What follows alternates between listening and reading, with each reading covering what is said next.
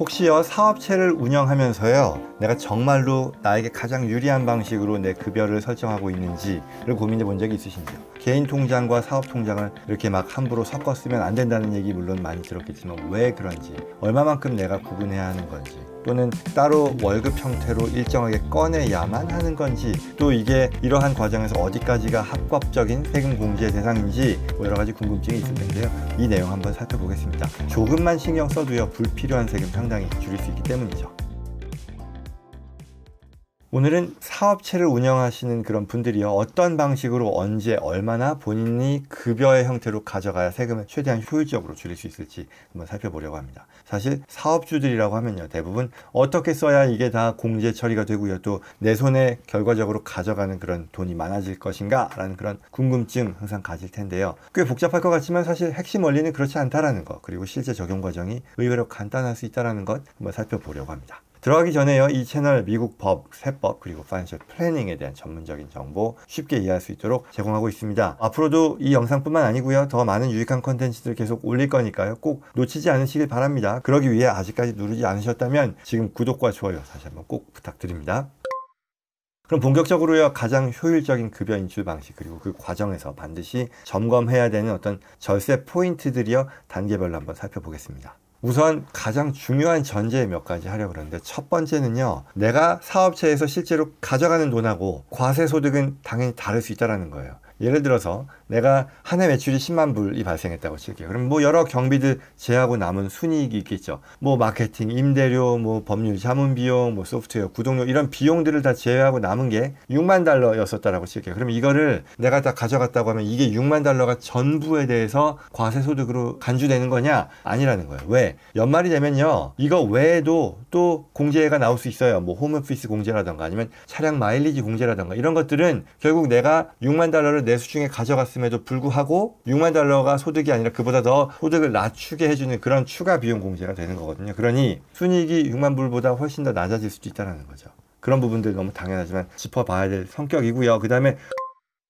두 번째 그 반대도 있습니다. 이건 뭐 굳이 말하자면 팬텀 인컴, 가상의 어떤 소득이라고 볼 수도 있을 텐데, 뭐냐면 내가 현금을 사업체에 재투자했다거나 아니면 실제로 내가 꺼내 쓰지 않았다 하더라도요 그게 바로 공제되지 않는 어떤 자산 취득 성격이라면요 이게 과세 소득이 될 수 있다는 얘기예요. 예를 들어 무슨 얘기냐면 내가 재고를 사는데 썼어요. 아니면 사무실용 기계를 사는데 썼단 말이에요. 이게 당장 비용으로 공제되는 성격이 아니라면, 말하자면 재고는 판매가 됐을 때 원가, 비용으로 인정을 받게 되는 것이고요. 또 기계장치라는 거는 대체로 내용 연수에 따라서 일정한 금액만큼만 공제가 되는 거니까 당해에. 그러면 그 말은 실제 내 통장으로 이게 돈을 가져온 게 아님에도 불구하고 순이익이 잡힐 수 있다는 것. 예를 들어 아까 얘기했던 10만 달러의 매출이 있었고요 4만 달러의 비용이 있었단 말이에요. 그럼 6만 달러가 남았는데 이걸 내가 기계장치를 사는데 또는 나의 인벤토리를 늘리는데 6만 달러를 다 썼다고 쳐요. 그러면 나한테 남는 돈 없으니까 나는 순이익이 0이네? 라고 볼 수 있겠지만 그게 아니라는 얘기죠. 내가 가져가는 현금이 없음에도 불구하고 이런 것들은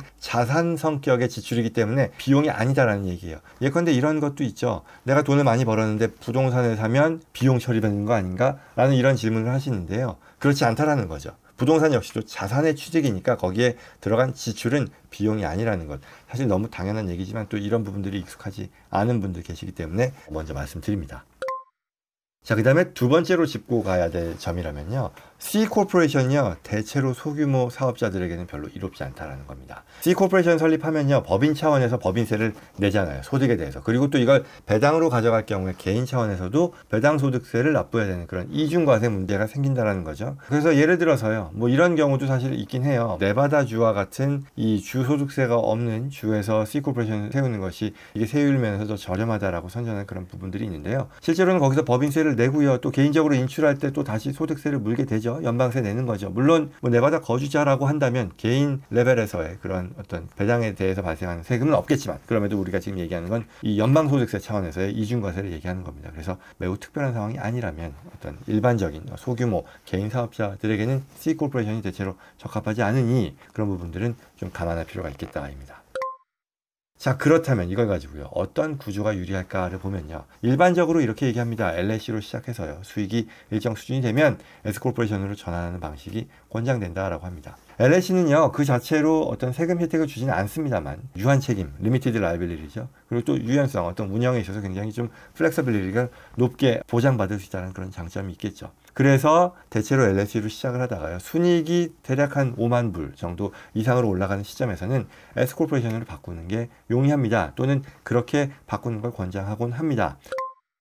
왜냐하면요, S코퍼레이션 같은 경우는 같은 패스트루 이중과세를 피할 수 있는 그런 LLC와 같은 혜택이 있는데, S코퍼레이션 같은 경우는 플로우트로 되는 K1의 형태로 받는 소득에 대해서 자영업세죠, 파이카 텍스라고 하는데요, 대체로 한 15.3%에 달하는데, 이러한 세금이 부과되지 않도록 해주는 그런 장점이 있기 때문이죠. 예를 들어서요, 내가 6만 달러의 순이익이 있었다라고 하면 전액에 대해서 만약에 LLC라고 하면 K1으로 했을 때 6만 달러 전체에 대해서 15.3%의 이 파이카 텍스 세금을 부담하게 되는데, 일부를 적정 급여의 형태로 가져가고 S코퍼레이션으로 한 다음에, 그리고 나머지를 배당의 형태 또는 그대로 S코퍼레이션을 두게 함으로써 그 금액만큼에 대해서는 15.3%의 그 파이카 텍스, 사회보장세와 메디케어 세금의 부담을 낮출 수 있기 때문이죠. 그래서 이렇게 구간을 분리함으로써요, 최소한 몇천 달러 이상의 세금을 아끼는 사례가 가능하겠다는 그런 얘기입니다.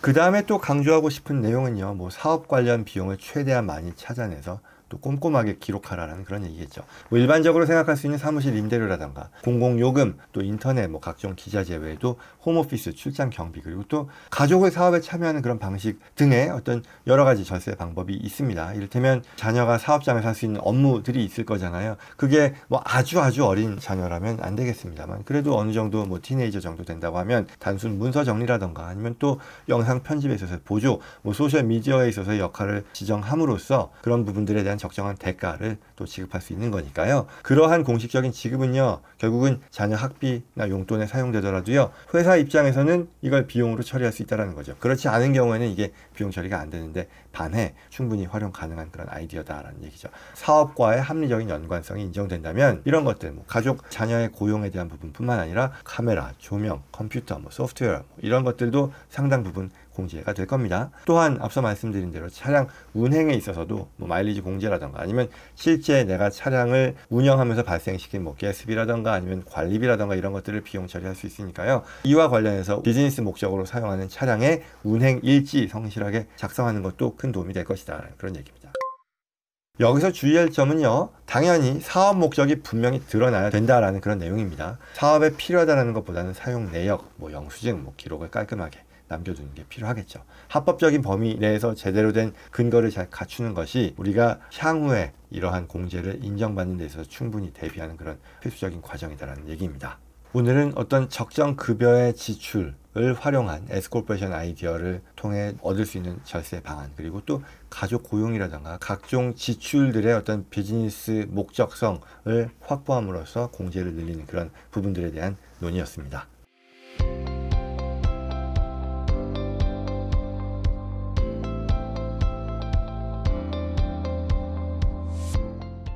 오늘 내용 도움이 되었기를 바라고요. 뭐 이런 정보 필요한 분들 주변에 많이 계실 거라 생각합니다. 이 채널 여러분과 함께 성장하는 공간입니다. 구독과 좋아요로 다시 한번 부탁드립니다. 다음에도 꼭 필요한 정보 놓치지 마시고요. 주변 분들께 전달될 수 있도록 도와주시기를 바랍니다. 고맙습니다.